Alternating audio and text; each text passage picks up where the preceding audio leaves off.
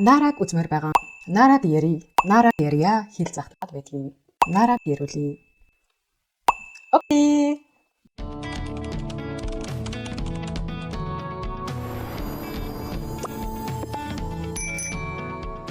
Сэно дэбравэн миний шинэ бичлэг тавтай морил.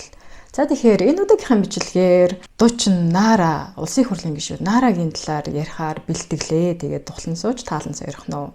Та нар ямар ч дуучгүй Нараг сонгоч.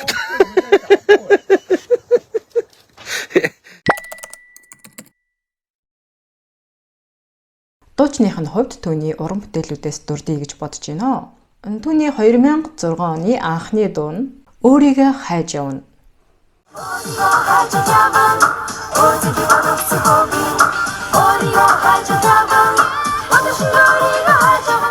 Дөрвөн улирлын хайр.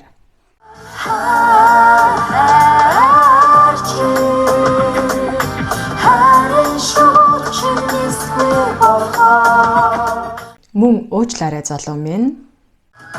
Би чиний орон цэцэн өвөн дахтахгүй. Би чиний ганган дэйчин онгонд хортахгүй. Хувилгааны ирэлт. Харцигч сэтгэл минь хүлээсэн дутаа дурлалтай Монгол наадам. Гацри тал болтол наадам сана орвон өдөр шүнийг зогсох хүнээр хэд сунаа. Тэгээд түүний хамгийн сүүлийн уран бүтээл эзлэгдсэн зүрх.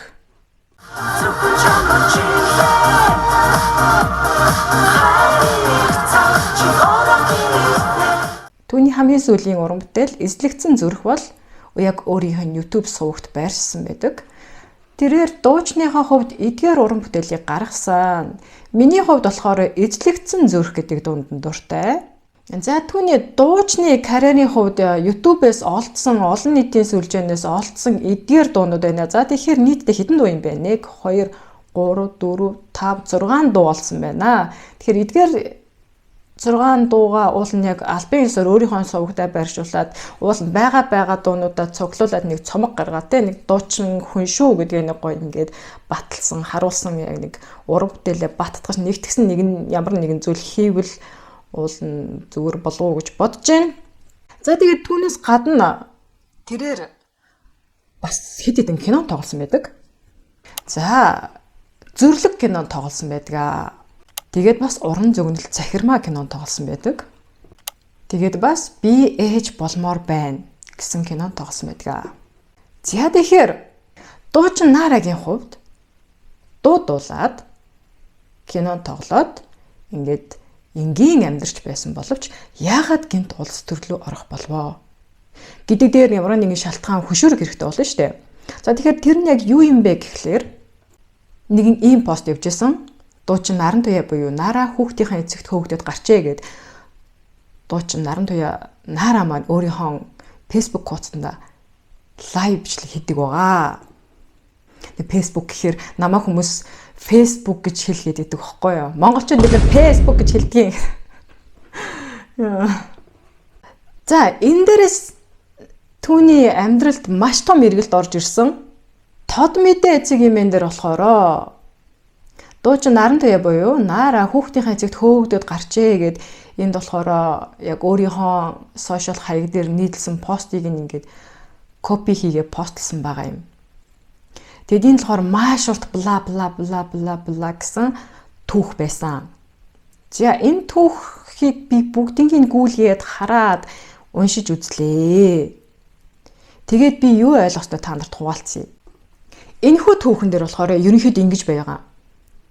Баццацрал гэдэг хүнтэй Facebook-оор танилцсан.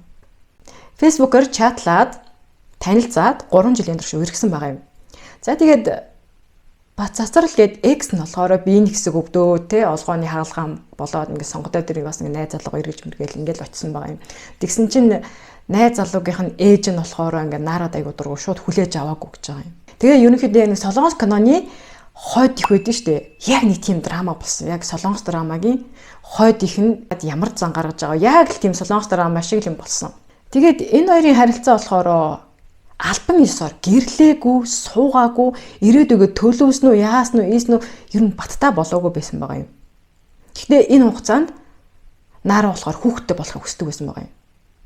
Тэг 2 удаа самны гадуурх болоод дараагийнх дээр жирэмсэн болоод жирэмсэн босноо найз залуутай хэлтэл нөгөөх нь ингээд киноноор гардаг шиг баярлалаа ингээд уйлж унжаал нэстэ нэрээ одоо ч хоёулаа хамтдаа даа гэл уул нь эрэгтэй хүмүүс чинь ингээд би одоо ингээд болно гэдэг мэдхээр тим зан ариншин гаргадаг штэ ер нь бол өөстө нэрээ чи минийстэ миний хүүхдийг тээж байгаа хоёулаа сайхан амьдрий гэд Нара болохоор яг тим зүйл хүлээжсэн байгаа юм.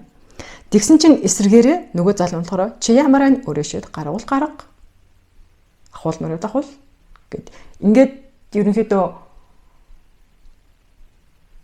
бат цацрал буюу тэр экстрагийн ярилцлагаар ганцаараа дур мэдэж жирэмсэн болсон гэсэн үг. Тэгэхээр энэ нь болохоор нэгт алдаа. Тэгээ бас хоёр дахь алдаа нь болохоор за энэ бат цацрал гэдэг хүн бас өөрөө хэдий найз охинч гэсэндээ энэ хүнтэй ирээдүйд цуг амьдрын энэ хүнээр хүүхдийг гаргуулна. Бид хоёрт ирээдүйд байгаа гэж бодсон тохиолдолд бэлгэвчгүйгээр одоо гүрийн шингэн дотор ингээ хамаагүй ингээ тавиад ингээ бэлгийн харьцаанд орж болно тий. Үнэхээр ирээдүйг хүсэж байгаа бол одоо эрэгтэй хүн чинь нэштэй тий. Доод төрхөөрөө захирагдана гэж байдсан шүү дээ. Яг тэр шиг дээд төрхөөрөө захирч чадахгүй доод төрхөөрөө одоо захирагдана гэдэг шиг энэ тэр нөгөө баццар л гэдэг хүн болохоор хэрвээ Нарада 6 цэнгэл хөөцөлдөж зүгээр төр зүрийн үерхэл байсан бол яхаараа тэгж бэлгэвчгүй бэлгийн харьцаанд орж нөгөө эмэгтэйгээ жимсэн болох эрсдэлт олон дахиудаа оруулаад ингээ 2 удаа самны гадуурх болгоод тий. Үнэхээр л цуг амьдрахыг хүсээгүй бол тэгж болохгүй шүү дээ. Зүгээр л энэ төр зүрийн харилцаа гэж бодож байгаа бол. Тэгээ миний бодлоор л үерхэл гэдэг бол цаашдаа ирээдүйд амьдрч болох уу бүдгүй юу гэдгээ мэдэх хугацаа шүү дээ. Тэр үедээ суухаас өмнө эмэгтэйчүүд ер нь жимсэн болох гэж яраад бол хэрэггүй. Тэгэд Нарагийн бодлохоор энэ амьдрал нь яг босон зүйлийг би ингээд ажиглахаар за энэ ээж нь жоохон хатуу байна, энэ хүм ийм байна. Тэгээд хэрвээ би жимсэн болоо хүүхдийг гаргаад өчүүл гэдгээр хүмүүс зөөлрөх байх гэж бодсон. Үгүй угаасаа өөрийг чинь хүлээж аваагүй өөрөөс чинь гарсан хүүхдийг ч хүлээж авахгүй байхгүй юу? Ер нь энэ бол ингээд амьдрал бидний нүдэн дээр ингээд илт харагдах тод жишээ болчихж байгаа байхгүй юу? Ер нь эмэгтэйчүүд өөрсдөө л ухаантай байх хэрэгтэй. Үнэхээр ирээдүйн баталгаатай од бит хоёр ингээд албан ёсоор ингээд хаяг адартай болоо гэрэлтэй баталгаажуулаад үгүй бол ингээ бэр гуйцсан тий ирээдүйдээ ингээ цуг амьдрахаар шийдсэн тий. Тийм тохиолдолд л одоо хүүхдэд төлөвлөж гаргана уу гэхээс биш гинэт ингээл жимсэн бололоо баярлал тэгэл ингээ суучдаг гоё хосод байдаг л та ингээ үргэж байгаа жимсэн болсон ашиг сууя гэдэг угаасаа өөрийг чинь хайрлаж байгаа юм чи өөрөөс чинь гарах хүүхдийг бас хайрлаа штэ тэр хүмүүс. Харин эдгээр зүйлүүд нь баталгаатай болоогүй байгаа нөхцөл жимсэн болж болохгүй. Хоёр хамгаалалттай заавал хийх хэрэгтэй штэ. Нэгт бэлгэвч, хоёрт спрей. Гэтэ спрей бол бэлгийн замын халдварт өвчнөөс бол хамгаалахгүй шүү дээ. Яг хуу байнга нэг тогтмол найз залуутайгаа тогтмол бэлгийн харилцаанд байдаг бол спрей бол байж болно. Харин төрөөгөө октийн хувьд болохоор бамбруш спрей гэдэг ийм спрей байдаг. Ийм спрей бол тавиулчих хэрэгтэй. Ирээдүйд баталгаагүй байгаа тохиолдолд шүү дээ. Тийм болохоор олон залуу охтууд болохоор үерхэж байгаад жирэмсэн болоод тэгээ салдаг ч юм уу нэг тийм асуудал үүсдэг. Ер нь бол энэ бол байж болохгүй асуудал. Тэгэхээр Нарагийн бодлохоор яг тийм үйл явдал болсон. Энэ хоёр хоёулаа ингээ баталгаатай ирээдүй ингэж амьдралаа холбон тийг ингэн нэгээд ар гэр бүл нь хүлээн зөвшөөрсөн тийм зүйл болоогүй байх үедээ жирэмсэн болсон. Тэгээд дуу чин Нарагийн бодлохоор ингээ олон нийтийн ингээд төсөөлөл имиж гэх юм уу өөрөө айгу секси ингээд тийм секси эро хандлага ингэж яадаг агуулдаг дуу клипэндээ яриа марианда ч гэсэн айгу чөлөөтэй ярилцлаган дээрээ тийм байдаг. Тэнгүүд мэдээж энэ ар гэр нь явдалтай хүнийг бирээр хүлээж авахгүй гэд бодсон бич бас магадгүй. Харин энэ лайвчлэгэн дээр экс бацсралчгуудыг гэр бүлийнх нь хүмүүс нэрээсээ хүлээж аваагүй ууралсан. Тэнгүүд лайв видеон дээр ингэж хэлсэн байгаа юм. Одоо энэ Нарагаас төрсөн хүүхдийг баг өөрийнх нь хүүхд мөн үү биш үү гэж хүлээн зөвшөөрөхгүй байсан юм шиг байгаа. Тэгсэн чинь Нара хүүхдээ юун дээр үгүй ДНК-гийн тодруулахаар шинжилгээ мэнжилгээг нүгэ тэгээд одоо энэ бацсрал гэдэг хүний хүүхэд биш байл одоо би одоо яа гэх вэ одоо бүр тэгээд шившигтэйгээ утгалтаад үлдээ мөн байвал тэгээд явахтай энэ гэтээ яг энэ дэр ингээд сонсохоор юу байгаа зү яг өөрөө ч бас нэг 100% итгэлгүй байгаа зү хэрвээ миний хүүхэд бат цацралын хүүхэд биш бол одоо би л одоо шившгээ чирий гэж хэлж байгаа зү тэгэхээр энэ жоохон барьцгүй харагдаж байна бас. За тэгээ ямар тач гэсэн түүний дараахан ээгүүрцэг имэн дээр тавигдсан мэдээлэлээр дуучин Нарагийн хүү Бат цацралынх болгон тогтоогджээ гэдэг юм ДНК шинжилгээний хариуг ингээ харуулсан байна. Залуу охид бүсгүйчүүдийн хувьд энэ бол маш том хичээл болох ёстой. Дур мэдэж эрэгтэйдээ мэдэгдэлгүй жирэмсэн болж болохгүй. Жирэмсэн болохоос өмнө хоорондоо сайхан ярилцах хэрэгтэй, ирээдүгөө ярилцах хэрэгтэй, төлөвлөх хэрэгтэй. Яагаад вэ гэхээр хүүхэд гэдэг бол хин нэгэн эрэгтэй хүнийг зөөлрүүлэх, хин нэгэн хадмуудыг зөөлрүүлэх тийм хэрэгсэл бол биш байхгүй юу? Энэ чинь бүхэл бүтэн амьдрал байгаа байхгүй юу? Тэгэхээр миний хувьд бодол болохоор хүүхэд гаргана гэдэг бол маш том хариуцлага. Маш том хариуцлага. Хэдий надаас гарч байгаа ч гэсэндээ тэр чинь тустай бие хүн. Тэгэхээр би хин нэгэн хүний амьдралыг аавыг нь өөр дээр үлдээж тогтоохын тулд гаргана гэж бол байж болохгүй асуудал байхгүй юу? Гэхдээ Монголд ингэж ярьдаг. Хүүхэд хүнстэйгээ ирдгээ гэж. Үгүй ээ, хүүхэд бас алдаа оноотойгоо цуг ирдэг байхгүй юу? Тэгэхээр энийг сайн бид нар бодох хэрэгтэй. За маш олон юм нуршчлаа. Миний гол санаа нь болохоор энэ лайв бичлэгэн дээрээ Нара юу гэж хэлдэг вэ гэхлээр би эмэгтэйчүүдийн төлөө тэмцэн.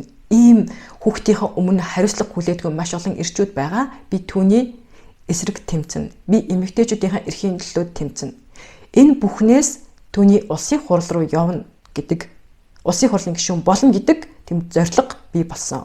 Тэгээд бас энэхүү бичлэгэн дээр ингэж хэлсэн байдаг. Чи болон чам шиг юм бүгийн Монголын ийм арчаагүй хариуцлага хүлээдгүй арчаагүй залуучуудыг би зүгээр хин ч болгон заяа. Өстө бүр зэв өөрчлөө. Үүн дээр болохоор Бат цацрал тэргүүтээ эдгээр хүмүүсийг хинч биш болгоно гэж байгаа байхгүй юу. Тэгэхээр энэ болохоор хортой шартай эмэгтэй хүний бас нэгэн өшөө авах хэрэгсэл байгаа байхгүй юу. Хэрвээ эмэгтэйчүүдийн эрхийн төлөө тэмцээд улсын хурлын гишүүн болоод өөрөөс нь илүү эрх мэдэлтэй очил энэ хүн чинь яг нэг өшөөгөө аваад нэг тийм ялсан мэдрэмж авах гээд штэ. X нь нэгэн компани захирал байна, баян хүн байна. Өөрийг нь хүлээж авсангүй яагаар нь дудлаа, хүүхдээ чөлөөний өрсөнгөө. Тэгэхээр энэ бүдээс өшөөгөө авахын тулд өөрөө улсын хурлын гишүүн болоод тэгээд бас түүний дараагийн алхам нь одоо бас энэ лайв видео дээр хэлсэн шиг Хоёул амар гоё авто болсон за.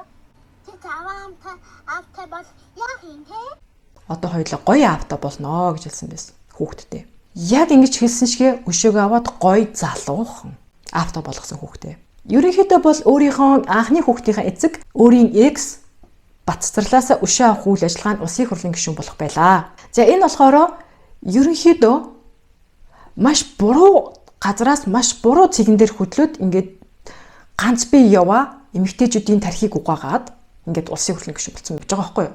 Яг нь тэдгээр ганц би эмэгтэйчүүд өнөөдөр миний хэлж байгаа үгэнд бас ууралж магадгүй л дээ. Яг өргөж байгаа жимсэн болцсон тэгээд ингээд салж сарнаад үгүй бол гэр бүл болоод суучаа түүний дараа гів энтхэн хүүхэд нь гараад ирэхэд хувирдаг залуучууд байна штэ. Тэд нар бол өөр асуудал шүү. Тим хүмүүсийг бол угаасаа би бол дэмжиж чадахгүй. Тим эмэгтэйчүүдийн эрхийн төлөө бол мэдээж тэмцэх хэрэгтэй. Тэгтэл Нарагийн үнцэг болохоор өөрөө хүүхэд гаргахаас өмнө ухаантай хариуцлагатай байж чадаагүй байгаа байхгүй юу? Хүүхдийнхээ эцэгтэй яг таг амьдралаа ярьж төлөвлөж хоёулаа хүүхдтэй болохоор яг шийдээгүй байгаа байхгүй юу? Тэгэхээр ийм хүний үгэнд залуу охтууд итгээд, хүүхнүүд итгээд өөстөө чинь одоо эмэгтэйчүүдийн эрхийн төлөө тэмцэж ивэ чаваас зовлон амсан тийм ээ, ивэ чаваас зовлон амсан. Тэр X-тэй Бат цацрал хүүхдийнхаа хариуцлагыг хүлээж чадахгүйгаа тэр бол уус арчаагүй байгаа нь үнэн. Тэгээд үнэхээр Наратай амьдралаа холбохыг хүсээгүй бол тэгээ яхаараа тэгж бэлгэвчгүй дотор нь тавьж жимсэн болгоод байж идэв тийм. Ер нь тийм ирчүүд бол байж болохгүй. За ингээд нэг жирэмснээс хамгаалах гэхээр заавал эмэгтэй л санаа зовох хэрэгтэй юм шиг байдаг. Ер нь ирчүүд өөрсдөө л санаа зовох хэрэгтэй шүү дээ. Та нар бэлгэвчтэй ингээд бэлгийн ярилцаанд ороод тийм эмэгтэйгээ жимсэн болгохгүй гэдэг дээр анхаарал тавих л ёстой байхгүй юу? Энд чинь жимсэн болно гэдэг чинь эмэгтэй хүний алдаа биш бас эрэгтэй хүний алдаа давхар явж байгаа гэсэн үг шүү. Яг одоо сошиал дээр улсын хурлын гишүүн Нара болон Говийн бор хоёрын салалтын талаар шүүгэж байгаа. За тэгэхээр бид нар бүгдээр дуучин Нараг улсын хурлын гишүүн Нараг педо гэж дуудаж байгаа. За тэгэхээр энэ бүх харилцаа юунаас эхэлсэн юм бэ? Нарагийн Говийн бор залуу 2004 оны хүүхэд гэв гэсэн мэдээлэл 2022 оны 4 сарын 8-нд тас цэг эмээнээр тавигджээ. Энэхүү мэдээлэл рүү н ороод хартал Өдгөө түнхэл тосгонд дуйлан шуугантай амьдарч буй тэрбээр хэдхэн хоногийн өмнө говийн бар залуугаасаа жирэмсэн босноо зарлаж өнөө маргаашгүй төрөх төгснөө захин хуудснаа нийлсэн. Тэгвэл түүний удахгүй төрөх үрийн аав нь 2004 онд төрсэн өдгөө 18 настай залуу байдаг гин шүү. Тэгэхээр чин 18 настай байхад нь жирэмсэн болсон гэхээр чин 17 настай хүүхэдтэй юу яасан гэсэн үг байгаа даа. Тэгээд энэхүү мэдээллийн үргэлжлэл нь болохоор түнхэлд газрын асуудлаар хил ам татлаад буй Нарагийн шин нөхрийнх нь хойд аав нь 1985 онд төрсөн. Харин ээж нь 1986 оны бүсгүй байдаг аж. Эндээс үзэхэд дуучин Нарагийн хил амтай хадмууд нь Нарагаас даруй 3-4 насаар дүү хүмүүс байх нэ. Нара нь 1982 онд төрсэн өдгөө 40 настай. Нэрээ дөрвөөр одоо хадам ээж нь өөрөөс нь дөрвөөр дүү гэсэн үг үү? За тэгэхээр нэг ийм бичлэг олсон үзцгээ. Гиснээс амьдрал нэрээ бас арай баян шааж байгаа шүү. Дөрөв дүү хадам хийжээд өмсөлж өгдөг шүү дээ би ч болоо. За дуучин Нара маань өөрөө нэгэн лайв бичлэг дээр ингэж хэлж байсан байна. Тэгэхээр үнэн байна. Өөрөөс нь бол дөрвөөр дүү хадамтай юм байна. За тэгээд 2022 оны 9 сарын 10-нд хоёр дахь хүүхдээ ингэж үлгэдэж авсан байдаг байгаа. Залуухан нөхөртэйгээ хамт. Энэ үе чинь нөхөр нарай болж хэмжээгүйсэн шүү дээ. За тэгэхээр 2022 оны 9 сарын 10-нд гэхэр чинь одоо энэ бэлгүүн гэдэг нөхрийнхэн төрсөн өдөр хизээ болоо гэд би хайлаа. Тэгсэн чинь 6 сарын 10-нд төрсөн өдрийн мэд хүрэг яа гэд ингээ постлжсэн байгаа юм. Тэгэхээр 2004 оных нь үнэн бол штэ. 2022 оны 6 сарын 10-нд 18 нас хүрсэн байгаа. Тэгэхээр 9 сарын 10-нд хүүхдээ үлгэдэж авсан байна штэ. Тэгэхээр 9 сарын 10 гэхэр чинь дор хаяж нэг 9 сар тээсэн байгаа. Тэгэхээр оны ихээр 2022 оны оны ихээр үгүй бол 2021 оны сүүлээр энэ хүүхэд бүрэлдсэн байна гэсэн үг штэ. Тэгэнгүүт энэ хүүхэд чинь албан ёсоор 18 наснд хүрж байгаа нас нь болохоор 2022 оны 6 сарын 10. Тэгэхээр яалтчгүй насанд хүрээгүй хүүхэдтэй бэлгийн харилцаанд орсон ингээд тодорхой болж байна. Хэрвээ 2004 оных гэдэг нь үнэн бол штэ. Гэхдээ энэ 2004 оных нь хүүхэд нь яг өмнөх экс баццарлаас нь бол хамаагүй илүү сайн эр хүний шинжтэй гэх юм уу. Одоо ингээ 2023 оны 10 сарын 12-нд инхүү постлсан байгаа юм. Өнөөдөр ингээд хайртай бүсгүйдээ гэрлэх санал тавилаа гэд. За энэ залуухан амарга нь бишээ. Энэ хүүхэд гэсэн үг шүү дээ. Одоо би ч одоо 30 гарцсан тэгээд надад энэ 20-тэй 19-тэй хүүхдүүд чинь одоо надад хүүхдэл санагддаг байхгүй юу? Тэгэхээр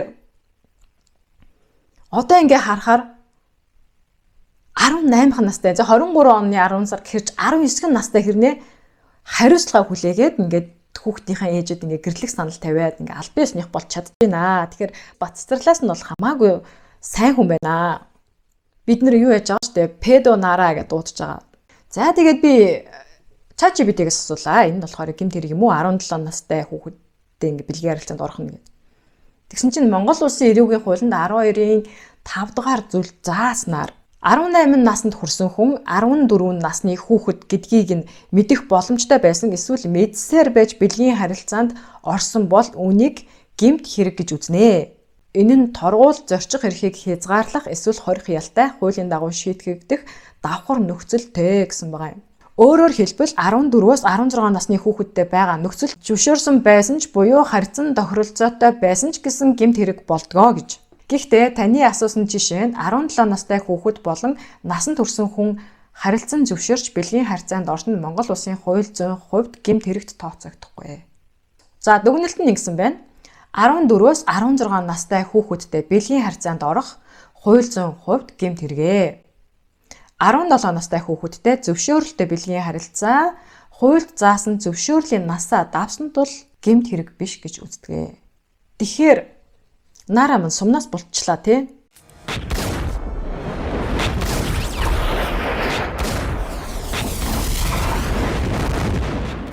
17 гээд 16 гээд яг сох нэг жилээр ингээд аврагдчихлаа тий. Надад л энэ Монгол улсын насанд хүрээгүй хүүхдтэй ингээд бэлгийн харилцаанд орох энэ хуулиа жоохон чангатах хэрэгтэй юм шиг надад санагдаж байна.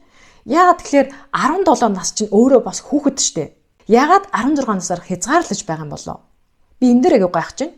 Энэ бол ядаж 18 байх хэрэгтэй байхгүй юу?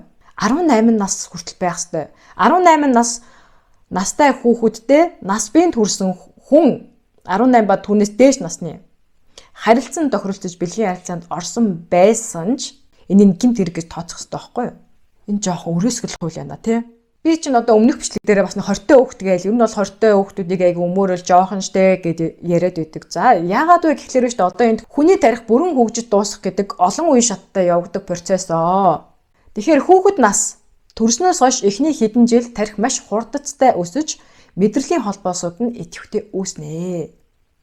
Өсвөр наснд 10-аас 20 насны хооронд тарихны бүтэц их өөрчлөгдөж шаардлагагүй мэдрэлийн холбоосууд устж ашигтай нь бэхждэг. Урд талын дэлбэ шийдвэр гаргах, төлөвлөх, сэтгэл хөдлөлөө хянах, үүрэгтэй хэсэг хамгийн сүүлд хөгждөг бөгөөд судалгаагаар дунджаар 25 нас орчимд насанд хүрсэн түвшинд хүрдэгэ гэсэн байна. Тархины хөгжил насан турш үргэлжлэн сурах, дадлгажих, шинэ ур чадвар эзэмших явцад тархины мэдрэлийн сүлжээ өөрчлөгдөж шинэ холбоосууд үүссээр байдгаа гэсэн байна. Тэгэхээр бүрэн хөгжих гэж хэлбэл ихэвчлэн 25 нас орчим гэж үздэгч суралцах чадвар мэдрэлийн үеийн хатан чанар насан турш хадгалагдана гэсэн байна. Тэгээ эн чинь л одоо нөгөө миний хэлээд байгаа ядаж 25 хүрээд хээ. Ядаж хүн чинь 25 хүрэхээр арай өөр болтгоо гэж чинь энэ байхгүй юу. Тэгэхээр Нарагийн говийн бор гэдэг залуу нь 17 настай байхдаа тарих нь хөгжөөгөө байхдаа шийдвэр гаргалт сэтгэл хөдлөл бүгдийг удирдах чадваргүй байх үедээ өөрөөсөө даруй 20 гаруй насаар их ч хүнтэй харилцаа үүсгэсэн байгаа даа ч тийм. Тэгэхээр эн чинь бол яг ингээд цэвэр тарих угаалт болоо явчихж байгаа байхгүй юу. Тарих нь ингэж хөгжөөгөө байгаа хүнтэй гинэт одоо жишээ нь би одоо ингээд дөнгөж 30 хүрж байхад л одоо ингээд 20-той банд те банд 20-той хүүхэд те хурж ирснээс яста ана бэст танд хайртай да гэл. Би тэгвэл баярлаа ингээд намайг хайрлж хүндтэйгд баярлаа талархаж байна. Харин уучлаарай ингээд миний өөрийнхөө амьдралаа бодоо өөрийнхөө үеийнхээ хүнтэй уулзраа гэж хэлэх чинь л одоо хамгийн зөв шийдвэр шүү дээ. Одоо нэг энэ зүгий дээр тавигдсан нэг юм ярьслага байгаа юм. Наран туяа ингэж хэлсэн байгаа. Луу жилд хантай болсон ч намтайж болсон. Хүссэн бүхэндээ хүрсэн сайхан жил байлаа гэд. Ингээ говийн бортогоо өгсөн ярьслага байгаа. Тэгтэл энэ ярьслагыг би үзлээ. Тэгсэн чинь энэ хоёр ингээ харилцаа эхэлж байхад говийн бор нь бэлгүүн гэдэг энэ нөхөр нь өөрөө хүүхэдтэй болох юм маш хүсдэг байсан байгаа юм. Тэгэхээр энэ Нарагийн X-с ялгаатай нь болохоор насаар бага ч гэсэн энэ хүн чинь ингээ хүүхэд хүсээд байна шүү дээ. Ингээд гоё хариуцлагатай ингээд амьдралтай болмоор байгаа юм шиг санагдсан байгаа даа байхгүй юу. Гэтэ 40 гарсан өдийн насны алдаж эндээд үдцсэн хүн чинь өөрийнхөө сэтгэлийн тэр гансралыг жоохон тэр нялх хүүхдээр нөхөж болохгүй байхгүй юу бол. Миний хувьд болохоор ингээд дуучин Нара өдий 40 гарчаад яг нэг амьдралын наазах юмыг ойлгохгүй төлөвшөөгүй юм шиг надад харагдаад байгаа байхгүй юу. Яагаад вэ гэхлээр өмнө нь одоо тэр 30 гарсан байхдаа бат цацрал гэдэг хүнтэй уулзаж үргэлж явж байгаад амьдрал нь баталгаагүй байх үед ингээд жирэмсэн болцсон. Ер нь эрчүүд ер нь доотгоо захирч чаддгүй шүү дээ. Манай эмэгтэйчүүд ер нь өөрсдөө л өөрийгөө бодохгүй болохгүй шүү дээ. 30 гарцаад ингэж нэг алдаж энд нэг эцэггүй заастаа муухай хэлж юм да тий. Эцэггүй ингээд хүүхэдтэй болохоос өөр замгүй болчихж байгаа. Тэгснээ ингээд дараад нь дөнгөж ингээд амьдралд хүл тавих гэж байгаа 17 настай хүүхдээ өчр ургуулад энэ бол байж болохгүй асуудал. Гэхдээ ингээд Монголын хуулиар болохоор нас бинд хүрээг одоо 16 наснаас хойш 17 нас зөвшөөрөгдөх нас гэхээр ингээд Нара ингээд юунаас хуулиас хамаалагчаад байна. Гэхдээ би яасан л та Нара үнэхээр педо юу гэд ингээд хайлаа. Тэгсэн чинь ийм баг нь байдаг юм байна. Тэгээ би педо биш үү гэд нэг ийм баг нь олсон. Энэ дотор болохоор 3 ангилт юм байна. 0-аас 13 насны хүүхдийг сонирхдаг сонирхлыг болохоор педофилия. Педо гэдэг юм байна. 11-ээс 14 насны хүүхдийг сонирхдаг сонирхлыг хипофилия гэдэг юм байна. За тэгэнгүүт 15-аас 19 насны хүүхдийг сонирхдаг сонирхлыг болохоор хипопопилия гэдэг юм байна. Энэ жоохон хэлэхэд түүхтэй сонсогдож байна. За үүнийг юу гэж хэлтгийг сонсъё. Эфебофилия. Тэгэхээр Нара маань педо биш, эфебофилия болж таарах нэ. Гэхдээ утга нэг штэ. Ялгаагүй утга нэг. Угаасаа ялгаагүй л хүүхэд сонирхож байгаа. 3 өөр нэршилтэй боловч утга нэг. Өнгөрсөн өвөл болохоор одоо гişүн баснаас хойш намтайг гişүн бол бас олонний хил аманд орсон үеч байла тийм ээ олонний хүндэтгэлийг хүлээсэн үеч байла. Тэгээд сошиал дээр жоохон муулахч байд юм уу иймэрхүү хандлагууд гарахад нөхрийнхөө хувьд юу яаж хүлээж авдаг вэ? Яаж ихнэрээ сэтгэл санаагаар нь дэмждэг вэ? Ер нь бол гişүн болохоос өмнө ч тийм байсан. Одоо бол бүр амар ирж байна. Одоо бол бити доо яриана гэж уусаа наад ингэж хэлэхээс өөр юм хийж чадахгүй шүү дээ. Зүгээр л урд ажиллах нэр сайхан хийгээвч. Тэгэхээс одоо би яг сэтгэлийн өөр дэмжиж чадахгүй юм да. Тэгэл аль сэтгэлийн өргөх тийм юмнуудын цаг хийгээл аль баярлуулах хийгээл. Тэгтэл одоо бэлгүүн ийм хөөрхөн гоё ярьцлага өгөөд ингээ өөрийг нь хайрлж халамжилж байгаагаа илэрхийлж байсан. Тэгтэл гинэт ингээ 8 сарын 5-нд ийм пост явсан шүү дээ. Одоо утасных нь галерейгаас одоо ингээ миний зургийг хөндлөнгөөс навсангүй гэд ингээд гоморхоод. Тэгснээ тэр юуныхаа постныхаа доор жишээ нь энэ манай нөхөр азтай гээл. Тэгээд бас энэ ганц зүйл захи бүсгэж идмэн. Гэснээ өөрөөс дүү хүнтэй битгий суугаараа гэд. Тэг надаа ингээд айгүй сонин санагдаад идэв. Өөрөө пост бичиж ингэж муулчингуудаа комментоор норж ингээд муулаал. Тэгээ байжснаа гинэт 8 сарын 8-нд ингээд гэр бүлийнхаа зураг оруулаад аавуудын өдөр гинжтэй гэдэг аавуудын байрыг минь хүргэж байгаа юм. Тэгэл энэ постн дээр нь бичсэн хүнийг ч бас элдвэр хэлээл ерөөс ингээ комент болгонтой ингээ алалцаал байдаг. Тэг би энийг нь айгу гайхдаг л да. Одоо би чинь нэг жижигхэн ютубер байгаа штэ. Нэг жижигхэн ютуберийг хүртэл тоож ингээ элдвэр хэлж комент бичдэг байхгүй юу? Тэнгүүд хэрвээ би ингээ юу шиг дуучнаараа усын хурлын гишүүн шиг ингээ комент болгонтой алалцаад байвал надад тийм зав угаасаа байхгүй. Надад угаасаа тэгж алалцах сонирхол байдаггүй. Зүгээр зав гарвал би бүгдийг нь устгачдаг. Одоо муухай комментуудаа гэх юм уу. Яг нь зарим нь бол байж идэг. Зав гарвал хаяа устгана. Тэгээд угаасаа тэр чинь тэгээл нэг бүртийг хараал ингээл устгах гал байх тийм цаг зав гэж бас хаана ах уу. Тэнгүүд Нарагийн одоо энэ коммент бүртээ алалцаж өөрийг нь янз бүрээр хэлсэн хүн болгонтой алалцаад байдаг нь надад ингэ сонь санагдаг. Ягаад вэ гэхлээр одоо нэг тийм үг байдэн штэ. Жингийн цуваа явж л байдаг, замын нохоо хуцчил байдаг гэж үг байдэн штэ. Яг тэр шиг урдах ажиллаа гэдэг эсвэл ингээд өөрийнхөө хэлэх гэсэн нэлээ постлж ингээд явж байгаад хэрвээ хин нэгэнтэй ингээд комментор хэрэлдэхгүй ингээд байгаад байвал уул нь өөрт нь л уул нь амар штэ. Тэр өөрийг ингээд муулж ярьж байгаа хүмүүс ингээд тоохгүй ингээд байвал уул нь өөрт нь л амар баймаар юм. Тэгтэл тэр болгонд ингээд хэрэлдээд байгаа надад миний ингээд төсөөлөлд юу гэж орж ирдэг, төсөөлөлд юу гэж буудаг вэ гэхлээр вэ штэ.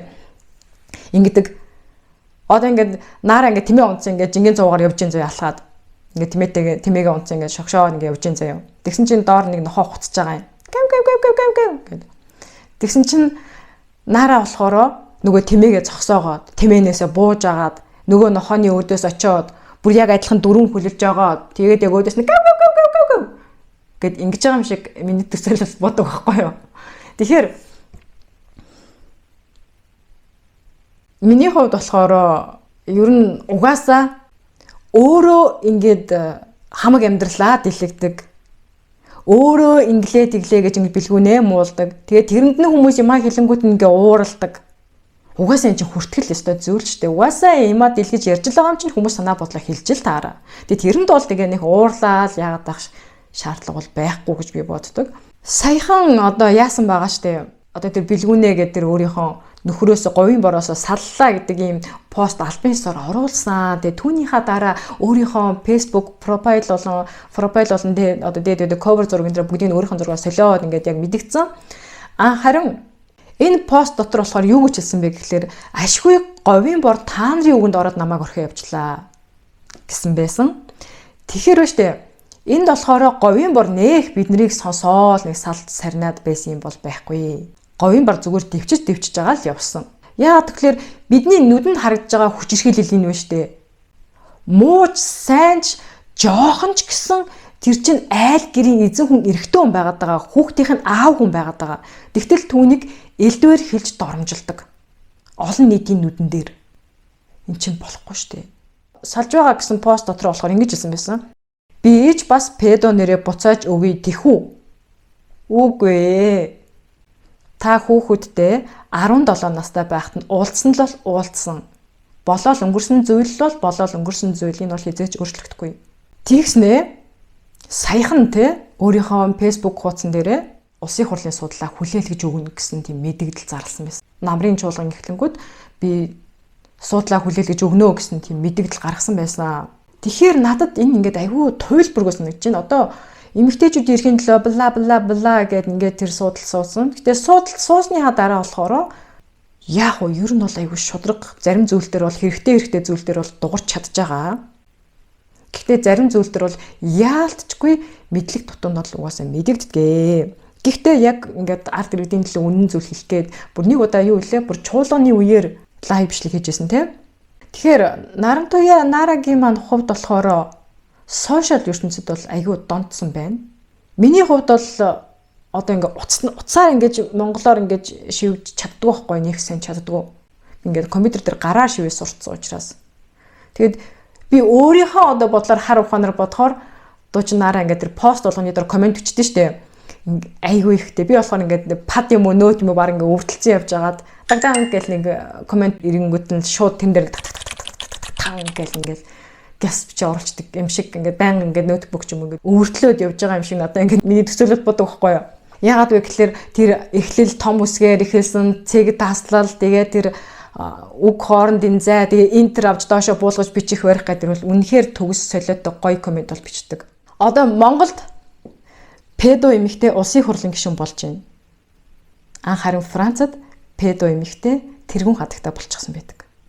Бидний мэдхээр Францын ерөнхийлөгч болон тэргүүн хадагтай маш олон насны зэрэгтэй 24 насны зэрэгтэй.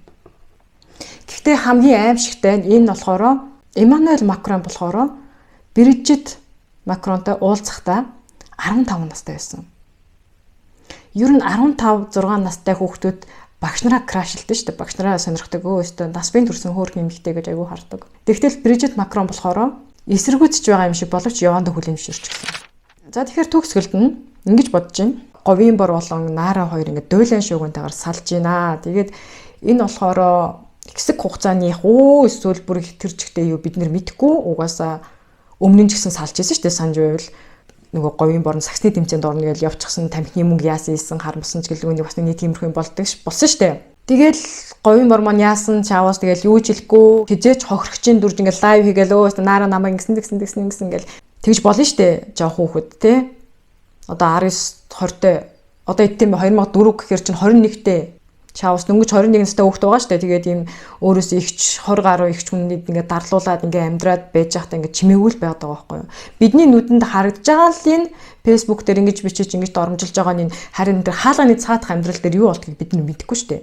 Тэгэхээр миний хувьд бол айгүй харамсалтай санагддаг энэ жоох хүүхэд ингээд өөрийнхөө хөгжиж сурж хөгжиж боловсрох насн дээрээ ингээд хөгшин эмэгтэйд ингээд дарлуулаад байж болохгүй байхгүй юу. Энэ жоохон банд өөрөө Наараг сонирхсон байж болно. Гэхдээ нас биенд хүрсэн төлөвсөн эмэгтэй хүний хариулт ямар байх ёстой вэ гэхлээр миний дүү намайг харилж хамгаална гэж хэлж амлалтанд баярлалаа. Харин миний дүү амьдралаа одоо би хүлэмжшэрч чадахгүй гэж шууд эсэргүүцэх хэрэгтэй байхгүй юу? Бүр эрс эсэргүүцэх хэрэгтэй. Яагаад вэ гэхлээр ирээдүй ийм л болно. Угаасаа тэр жоох хүүхд аваа сууц юм чи тэр хүнээс одоо хайр халамж нэхэд яах юм бэ? Та нарын үгэнд ороод ашгүй говийн бор намайг орхио явчлаа гэлтгсэн байгаа. Тэн дээр бол үгүй. Хүндлэл болоод хайр дууссан газар хүн тогтдгүй байхгүй. Эрэгтэйч гэлтгүй, эмэгтэйч гэлтгүй. Тэрэнд нэх бид нар нэг 3 саяула тус нэмэр болоо салгаж сарниулаад байгаа юм байхгүй. Харин ч өдий энэ дөнгөж 2021-тэй гэхэд энэ хүүхэд чинь харин ч яагаагүй шүү дээ. Өдий үрт ганц ган ихгүй бөөр сууртай эр хүн шиг байж чадлаа шүү дээ. Өмнө дэгж нэг тамхины мөнгө авсан яасан гэдэг Наараг нээлтүүлж лайв хийж яхад нь юу ч хэлээгүй, сая ч хүртэл ингэж фэйсбүүкээр элдвэр хэлд оромжилж байхад бас юу ч хэлээгүй. За тэгээд өнөөдрийн маань бичлэгийн түрээд өндөрлж जैन. Тэгээд бичлэг маань таалагдвал лайк дараарай. Тэгээд хамгийн чухал нь subscribe дарж намайг дэмжээрэй. Тэгээд бас миний инстаграмыг минь дагаарай. Тэгээд дараа чим бичлэгээр уулзъя баяртай.